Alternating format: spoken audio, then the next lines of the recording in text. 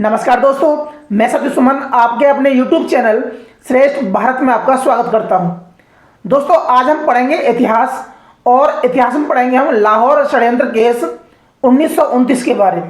हमने इतिहास की पिछली वीडियो में पढ़ा था असेंबली बम कांड के बारे में, जिसमें हमने जाना कि सरदार भगत सिंह और बटुकेश्वर दत्त के द्वारा केंद्रीय विधान सभा में बम फेंका गया, भागने का प्रयास नहीं किया और वहीं खड़े रहकर इंकलाब जिंदाबाद, साम्राज्यवाद मुर्दाबाद, दुनिया के मजदूर एक हो जाओ का नारा दिया और साथ ही लाल पर्चे फेंके जिस पर लिखा था बहरों को सुनाने के लिए धमाकों की ज़रूरत होती है। उसी क्रम में आज हम पढ़ेंगे लाहौर षड्यंत्र केस 1929 के बारे में। तो जिन्होंने अभी तक हमारे चैनल को सब्सक्राइब नहीं किया है तो प्लीज़ चैनल को सब्सक्राइब कर लें, बगल में जो बेल आइकन है उसे भी क्लिक कर दें ताकि हमारी हर वीडियो का नोटिफिकेशन आप तक पहुंचता रहे। इसको समझने के लिए हमें जाना पड़ेगा पीछे कि जब 1922 में महात्मा गांधी के द्वारा उनका असहयोग आंदोलन वापस ले लिया गया, जिसका कारण था गोरखपुर के चौरी चौरा में आंदोलनकारियों द्वारा एक चौकी फूंक दी, जिसमें 22 पुलिस वाले जलकर मर गए। इस घटना से आहत होकर महात्मा गांधी ने अपना असहयोग आंदोलन वापस ले लिया। महात्मा गांधी के द्वारा आंदोलन वापस ले जाने से तमाम क्रांतिकारी उनके विरोध में हो जाते हैं और एक नई पार्टी बनाने का योजना बनाते हैं। 1924 में कानपुर में सचिंद्र नाथ सान्याल के नेतृत्व में एक क्रांतिकारी संगठन का गठन किया गया, जिसका नाम रखा गया हिंदुस्तान रिपब्लिकन एसोसिएशन यानी कि HRA। इसी संगठन ने 9 अगस्त 1925 को लखनऊ के पास काकोरी नामक स्थान पर सहारनपुर से आने वाली एक पैसेंजर ट्रेन रोक ली और उसमें रखा सरकारी खजाना लूट लिया। जब अंग्रेज सरकार ने धरपकड़ चालू की तो ज़्यादातर क्रांतिकारी भूमिगत हो गए, जिनमें कुछ क्रांतिकारी पकड़े गए। इन पर मुकदमा चला, जिसे काकोरी षड्यंत्र केस के नाम से जाना जाता है या काकोरी एक्शन के नाम से भी जाना जाता है। इस मुकदमे में 4 क्रांतिकारियों को फांसी की सजा सुनाई गई, जिनका नाम था पंडित राम प्रसाद बिस्मिल, अशफाक उल्ला खां, ठाकुर रोशन सिंह और राजेंद्र नाथ लाहिड़ी। और इन चारों को भिन्न भिन्न जेलों में फांसी दी गई। काकोरी षड्यंत्र केस को विस्तार से जानने के लिए आप हमारी एक वीडियो, जिसका लिंक डिस्क्रिप्शन बॉक्स में दिया रखा है, या फिर आई बटन पर क्लिक करके भी देखा जा सकता है। चारों क्रांतिकारियों के फांसी लग जाने के कारण इस संगठन का काम रुक जाता है। सरदार भगत सिंह, चंद्रशेखर आजाद आदि क्रांतिकारियों ने संगठन को पुनर्गठित करने के लिए 1928 में दिल्ली के फिरोजा कोटला मैदान में एकत्र होते हैं और वहां पर फिर से पार्टी का पुनर्गठन होता है। इस बार इसका नाम था हिंदुस्तान सोशलिस्ट रिपब्लिकन एसोसिएशन यानी कि HSRA। और इसमें जो नया शब्द आया था सोशलिस्ट, उस शब्द को रखने के लिए सरदार भगत सिंह ने परामर्श दिया। 30 अक्टूबर 1928 को पंजाब के लाहौर में साइमन कमीशन के विरोध में लाला लाजपत राय के नेतृत्व में एक प्रदर्शन किया गया, जिस पर जो वहां के SP थे स्कॉट, उसके आदेश से सैंडर्स के द्वारा लाठीचार्ज किया गया और निहत्थे लोगों पर लाठीचार्ज हुई, जिसमें लाला लाजपत राय को भी लाठी लगी, जिसके कारण 17 नवंबर को उनकी मृत्यु हो जाती है। इस घटना से पूरे देश में शोक की लहर दौड़ पड़ती है और सभी क्रांतिकारियों ने इसका बदला लेने का निश्चय किया। 9 और 10 दिसंबर को लाहौर के मोजंग भवन में क्रांतिकारियों की मीटिंग होती है, जिसमें यह निश्चित किया गया कि लाला लाजपत राय की मृत्यु के ठीक 1 महीने बाद यानी कि 17 दिसंबर का दिन तय किया बदला लेने का, जिसमें लाठीचार्ज के जिम्मेदार पुलिस अधिकारी स्कॉट की हत्या करने का प्लान बनाया और इसके लिए चुने गए सरदार भगत सिंह, सुखदेव और राजगुरु। और स्कॉट की रेकी करने के लिए चुने गए जयदेव कपूर।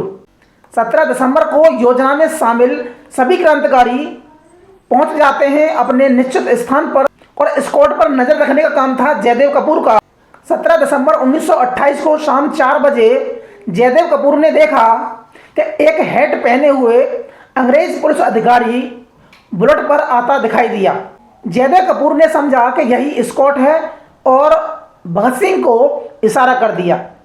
इशारा मिलते ही सबसे पहली गोली राजगुरु ने चलाई, जिससे पुलिस अधिकारी गोली लगते ही नीचे गिर जाता है। जब भगत सिंह ने देखा कि यह स्कॉट नहीं बल्कि सैंडर्स है, तब भगत सिंह ने लगातार 3 गोली चलाई, जिससे उसकी मृत्यु वही हो गई और सभी क्रांतिकारी अलग अलग दिशाओं में भाग गए। सिपाही चंदन सिंह ने काफी दूर तक भगत सिंह का पीछा किया। 20 दिसंबर को सरदार भगत सिंह लाहौर से कलकत्ता पहुंच जाते हैं। उनके साथ थे राजगुरु, जो कि सेवक की भूमिका में थे, और पत्नी की भूमिका में थी क्रांतिकारी दुर्गा भाभी, जो भगवती चरण बोहरा की पत्नी थी, और उनका एक पुत्र सचिंदर भी शामिल था।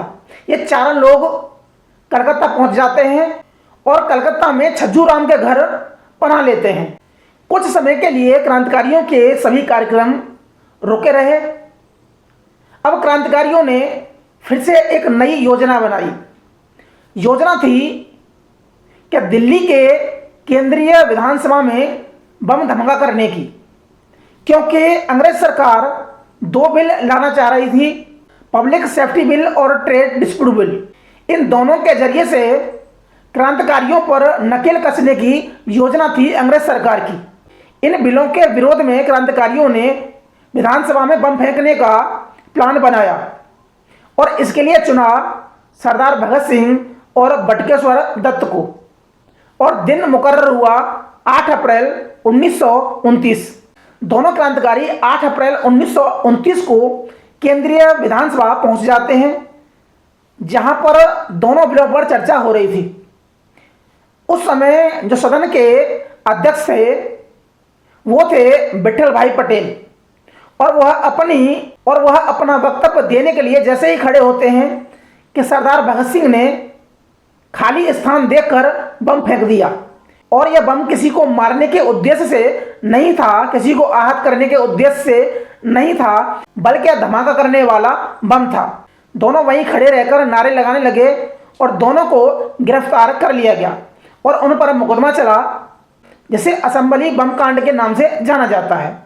6 जून को दोनों ने अपना महत्वपूर्ण वक्तव्य दिया और 12 जून को इस केस का फैसला आया, जिसमें दोनों को आजीवन कारावास की सजा सुनाई गई, जिसे बाद में हाईकोर्ट ने भी बरकरार रखा और दोनों को अलग अलग जेल में भेज दिया गया।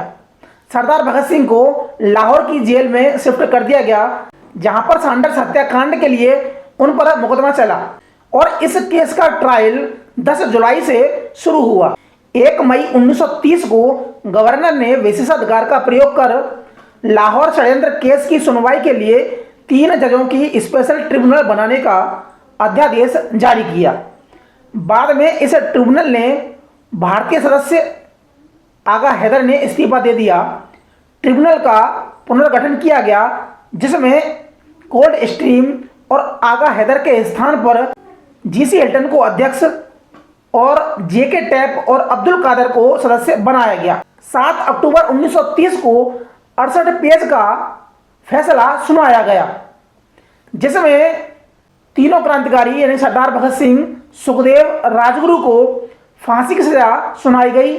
कमलनाथ तिवारी, विजय कुमार सिन्हा, जयदेव कपूर, शिव वर्मा, गया प्रसाद, किशोरी लाल, महावीर सिंह को उम्र कैद, कुंदन लाल को 7 वर्ष तथा प्रेमनाथ को 5 वर्ष की सजा सुनाई गई। जयगोपाल, फणींद्रनाथ घोष, मनमोहन बनर्जी, हंसराज बोहरा और ललित मुखर्जी को सरकारी गवाह बनने पर डिस्चार्ज कर दिया गया।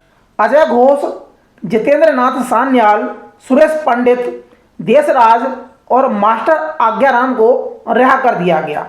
12 फरवरी 1931 को तीनों क्रांतिकारियों की अपील को फिर भी काउंसिल ने खारिज कर दिया, यानी कि 7 अक्टूबर का आदेश बरकरार रखा और फांसी की तारीख 24 मार्च 1931 तय की गई। लेकिन एक दिन पहले यानी कि 23 मार्च को ही उन तीनों को फांसी दे दी गई। तो आज के लिए सिर्फ इतना ही, मिलते हैं अगली वीडियो में, तब तक के लिए नमस्कार।